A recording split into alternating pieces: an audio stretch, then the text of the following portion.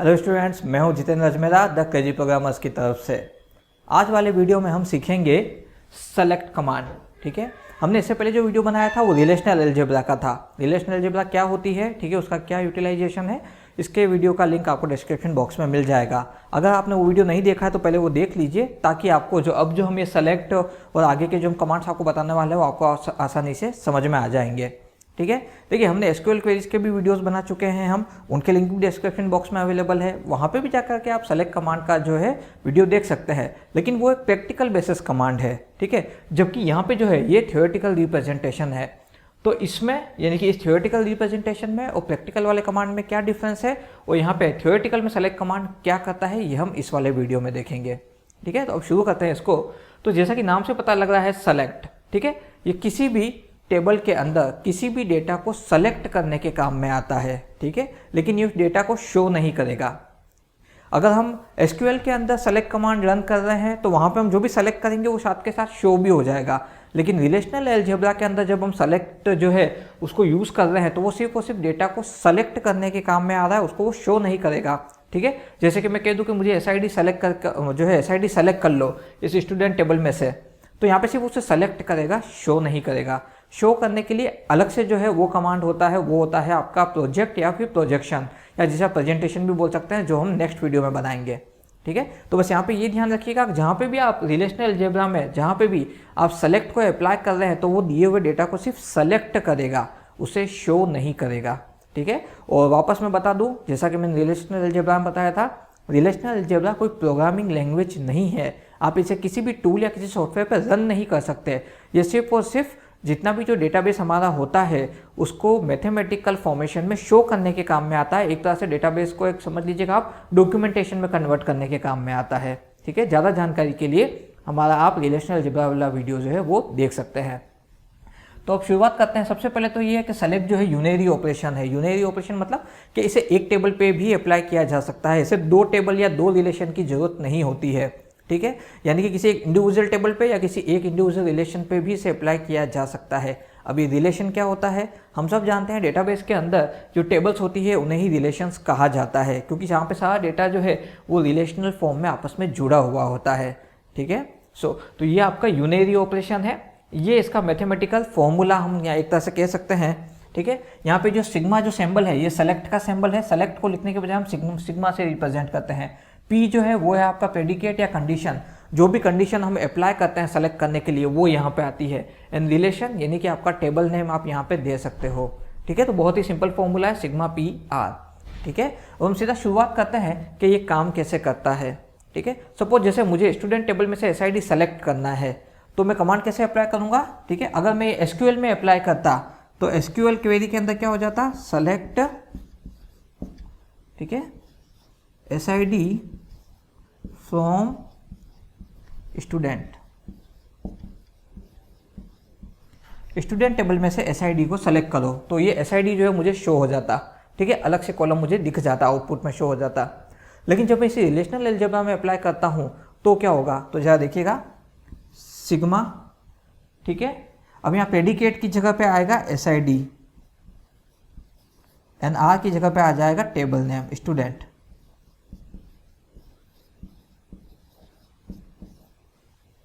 ठीक है, sigma SID student, यानी स्टूडेंट टेबल में से एसआईडी कॉलम को सेलेक्ट करो। ये सिर्फ सेलेक्ट कर रहा है, शो नहीं कर रहा है। ठीक है, लेकिन ये जो कमांड है, ये जो मैंने ऊपर लिखा है, ये एसक्यूएल क्वेरी का कमांड है। तो इसको जैसे मैं अप्लाई करूंगा, ठीक है, तो क्या होगा कि वहां पे हमें अलग से कॉलम शो हो जाएगा। ठीक है, ये जो एसआईडी वाला कॉलम है ये अलग से शो हो जाएगा इस तरह से, एसआईडी, ठीक है, वो इस तरह से शो हो जाएगा 01, 02 एंड 03। लेकिन जब मैं रिलेशनल अलजेब्रा के अंदर से अप्लाई करूंगा तो कुछ भी जो है शो नहीं होगा, सिर्फ सेलेक्ट हो रहा है। ठीक है, और दूसरा ये कोई आपका जो है क्या बोलते हैं प्रोग्रामिंग लैंग्वेज तो है नहीं है, तो ये थ्योरेटिकल है समझने के लिए कि इस क्वेरी का मतलब क्या है, ये क्वेरी इस क्वेरी को रिप्रेजेंट कर रही है। ठीक है, तो एसक्यूएल के अंदर ये फॉर्मेट है और रिलेशनल अलजेब्रा में ये फॉर्मेट है। तो अब आप देखिए, अगर आपको नोट्स बनाने हो, ठीक है, और आपको रिलेशनल अलजेब्रा पता है तो अब आपको क्वेरीज लिखने के बजाय आप इस तरह से भी उनके नोट्स बना सकते हैं। तो अब आप सोचिए रिलेशनल अलजेब्रा कितना बेनिफिशियल रहता है। ठीक है, एक और कमांड एक और देखते हैं। अब मुझे क्या करना है, एसआईडी और नेम दोनों शो करने हैं। ठीक है, तो मैं एक को या तो अब सेलेक्ट वाले में तो क्या हो जाएगा, एसआईडी कोमा नेम, वही क्वेरी रहेगी। और सिग्मा वाले में अगर देखें तो सिग्मा SID कोमा नेम, ठीक है, स्टूडेंट, यानी कि स्टूडेंट टेबल में से SID और नेम जो है उन दोनों कॉलम को सेलेक्ट करो, ठीक है। तो ये आपका सेलेक्ट ऑपरेशन जो है यहाँ पे इस तरह से रन करता है, ठीक है। अब ये तो हो गया सेलेक्ट का बेसिक फंक्शनिंग, बेसिक वर्क हो गया, ओके। अब ये किन किन ऑपरेटर्स को अपने साथ जो है अलाउ करता है, अगर हम देखें तो इसके अंदर हम equals to, less than, greater than, not equal to, less than equal to, greater than equal to, and, ये एंड का सिंबल है, और ये और का डायरेक्ट आप और की तरह ही लिख करके एग्जीक्यूट करवा सकते हो, ठीक है। एग्जीक्यूट नहीं की, इसका रिप्रेजेंटेशन आप यहाँ पे और की तरह ही कर सकते हो। तो ये बेसिक ऑपरेटर्स हैं जो कि सिग्मा के साथ अप्लाई होते हैं। अब कैसे, मैं आपको बताता हूँ। ये एक बार मिटाते हैं हम।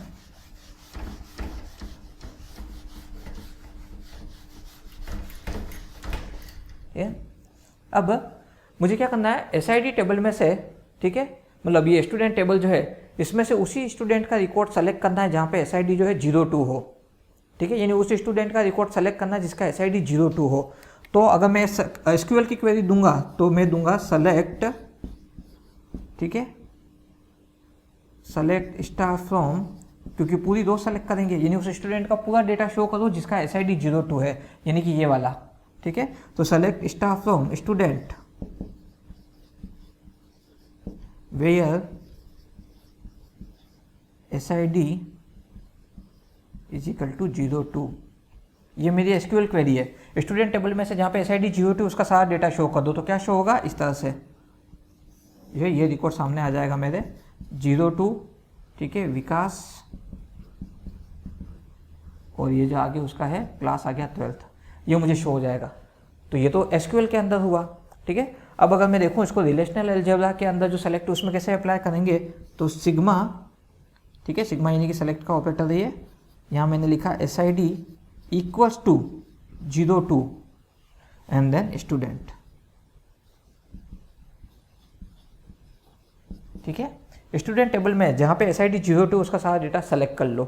तो ये इतनी सी क्वेरी से ये काम हो जाएगा। लेकिन बार बार मैं वापस रिपीट कर रहा हूँ, ध्यान रखिएगा ये कोई प्रोग्रामिंग लैंग्वेज नहीं है, ये थ्योरेटिकल रिप्रेजेंटेशन है। बार बार इतनी बड़ी क्वेरी लिखने के बजाय आप ऐसे भी लिख करके नोट्स बना सकते हैं। और एक्चुअली में रिलेशनल अलजेब्रा का मतलब ही यही हो गया कि किसी भी DBMS को एक्चुअल डिज़ाइन करने से पहले उसकी फंक्शनिंग पता करना जरूरी है, उसमें कितने पॉसिबल ऑपरेशन से अप्लाई हो सकते हैं, वो रन करेंगे, वो सब जानना जरूरी होता है। इसलिए जब वो ब्लूप्रिंट्स बनाए जाते हैं तो उस समय ऐसी लैंग्वेज का इस्तेमाल किया जाता है, ना कि इसका, क्योंकि ये काफ़ी ज़्यादा लेंदी एंड कॉम्प्लेक्स भी हो सकती है, क्योंकि बार बार एक ही जैसी क्वेरी जो है वो प्रॉब्लम क्रिएट कर सकती है। उसके बजाय अगर उनके मैथमेटिकल रिप्रेजेंटेशन डाल दिए जाए, दिखने में अट्रैक्टिव एंड फटाफट काम हो जाता है, ठीक है। तो ये इसका मैथमेटिकल रिप्रेजेंटेशन है, यानी कि जहाँ पे स्टूडेंट टेबल में SID 02 उसका सारा डेटा सेलेक्ट कर लो।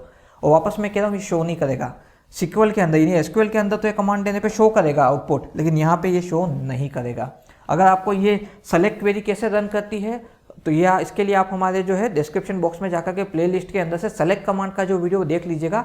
SQL के अंदर सेलेक्ट कमांड कैसे वर्क करता है वो आपको आसानी से समझ में आ जाएगा, ठीक है। तो यहाँ पे इस तरह से इक्वल्स टू के साथ मैंने काम किया। अब अगर मुझे इन्फॉर्मेशन चाहिए हो जैसे लाइब्रेरी टेबल के अंदर से कि मुझे वो सारी बुक्स बताओ जिनका जो है रजिस्ट्रेशन जो है 100 के पहले हुआ हो, यानी कि टॉप 100 जितनी भी बुक्स है 100 के पहले वो सारी मुझे दिखा दो। 100 कैसे, जो पहली बुक आई होगी उसका ID 01 होगा, जो दूसरे नंबर पे आई उसका 02, 03, 04 इस तरह से। तो मुझे लाइब्रेरी टेबल में से खाली वही टेबल शो करो जहाँ पे बुक ID जो है वो लेस देन 100 हो, यानी लेस देन 101 हो, 101 से नीचे हो। तो क्या होगा, 1 to 100 तक जितनी की भी रजिस्ट्रेशन वाली बुक्स अवेलेबल होगी वो मुझे शो हो जाएगी। तो उसके लिए मैं क्या करूँगा, सिग्मा बुक ID, ठीक है, less than 101 and library. Library table में जाकर के बुक ID चेक करो, जब भी बुक ID 101 से लेस हो उन सबको सेलेक्ट कर लो। तो बाय डिफॉल्ट क्या करेगा, एक तो इसे सेलेक्ट कर लेगा और एक इसे सेलेक्ट कर लेगा। इसको क्यों नहीं सेलेक्ट करेगा, क्योंकि ये 112 है, 101 से ज़्यादा है, ठीक है। तो उसके लेस वाले इन दोनों को सेलेक्ट करके उनका डेटा जो है उसको सेलेक्ट कर लेगा, शो नहीं करेगा, सिर्फ सेलेक्ट करेगा, ठीक है। तो इस तरह से जो है हम मल्टीपल ऑपरेटर्स को इस्तेमाल कर सकते हैं, ठीक है। अब थोड़ा सा और आगे बढ़ते हैं।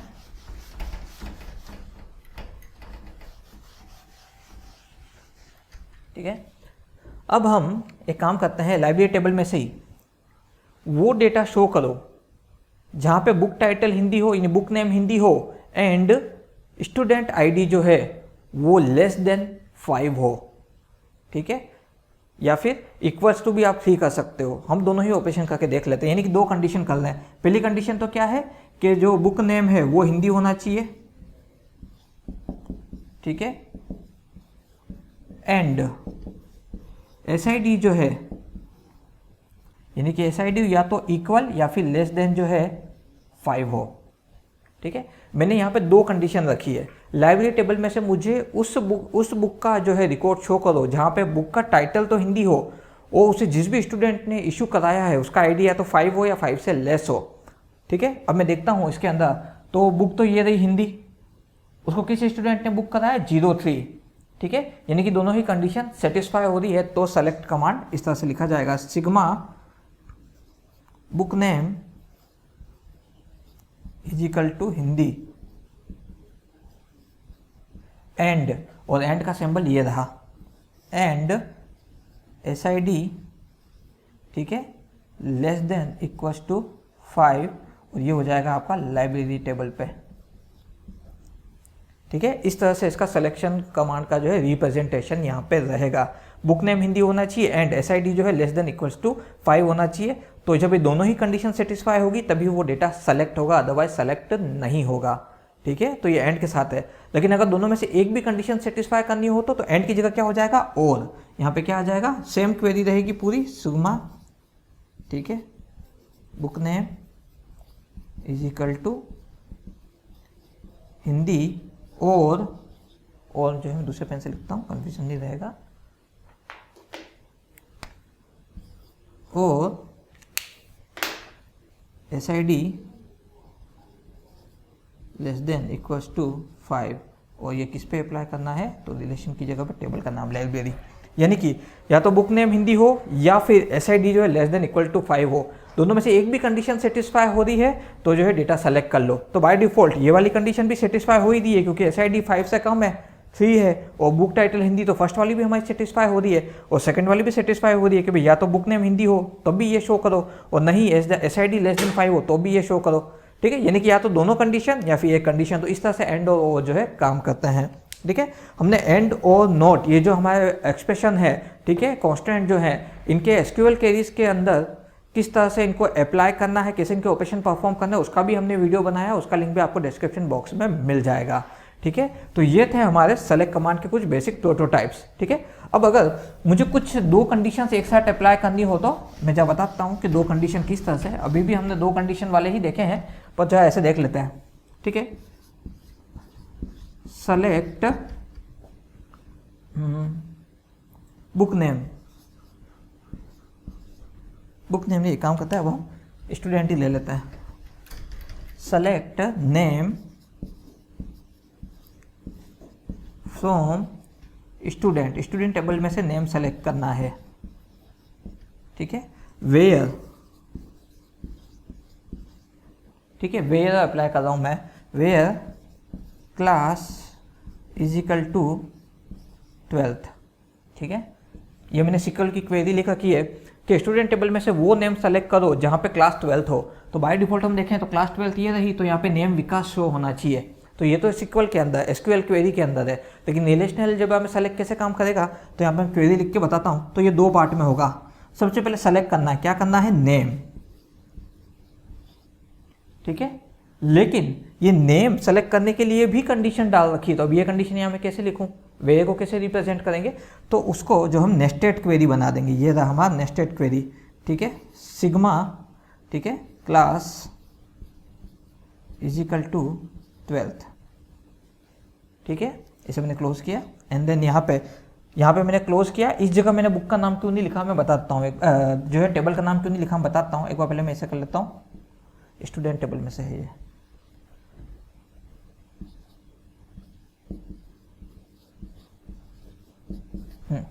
ठीक है। उस स्टूडेंट का नेम शो करो जिसकी क्लास 12th हो। तो बाय डिफॉल्ट किसका आना चाहिए, विकास का नेम आना चाहिए। तो सिक्वल में तो आसान है। अब इसमें कैसे, ये नेस्टेड क्वेरी कहलाती है, क्वेरी के अंदर क्वेरी, यानी कि जो बाहर की कंडीशन है वो एग्जीक्यूट करने के लिए इस क्वेरी के आउटपुट पर डिपेंड करती है। पहले ये क्वेरी एग्जीक्यूट होगी, ठीक है। तो कैसे, भाई स्टूडेंट टेबल में से क्लास 12 सेलेक्ट करो, तो भाई देखा यहाँ पे तो एक ही क्लास 12 है, सेलेक्ट कर लिया 02 विकास 12। अब ये आउटपुट है, लेकिन ये इस वाली क्वेरी के लिए, इस वाले पोर्शन के लिए इनपुट है। तो इनपुट क्या है कि नेम सेलेक्ट करना है खाली, तो बस खाली विकास को शो कर देगा, शो नहीं करेगा, खाली सेलेक्ट कर लेगा। तो ये है आपकी नेस्टेड क्वेरी के एग्जाम्पल, ठीक है। तो नेस्टेड क्वेरी यानी कि जब भी वेयर क्लोज अप्लाई होता है, कोई स्पेसिफिक रो सेलेक्ट करनी हो, ठीक है, तब नेस्टेड क्वेरीज लिखी जाती है। पहली कंडीशन सेटिस्फाई होनी चाहिए, देन जो है दूसरी कंडीशन, सेकेंडरी कंडीशन है वो सेटिस्फाई होनी चाहिए। तो ये है नेस्टेड क्वेरी के एग्जाम्पल, ठीक है। तो इस तरह से जो है सेलेक्ट को अप्लाई किया जाता है। नेक्स्ट वाले वीडियो में हम प्रेजेंटेशन के जो है या फिर प्रोजेक्ट का या प्रेजेंटेशन का जो वो वीडियो देखेंगे, एंड उसके साथ में हम सेलेक्ट को भी अप्लाई करेंगे, तो आपको ज़्यादा सहूलियत हो जाएगी। तो हमारे नेक्स्ट वीडियो का अगर आप देखना चाहते हैं तो हमारे इस वीडियो को लाइक कीजिए और चैनल को सब्सक्राइब कीजिए। इस वीडियो के नोट्स आपको नीचे डिस्क्रिप्शन बॉक्स में अवेलेबल हो जाएंगे। हमने अभी तक जितने भी वीडियोज़ बनाए हैं उनके लिंक जो है आपको नीचे प्ले लिस्ट में अवेलेबल हो जाएंगे। द क्रेजी प्रोग्रामर्स की तरफ से आज के लिए बस इतना ही।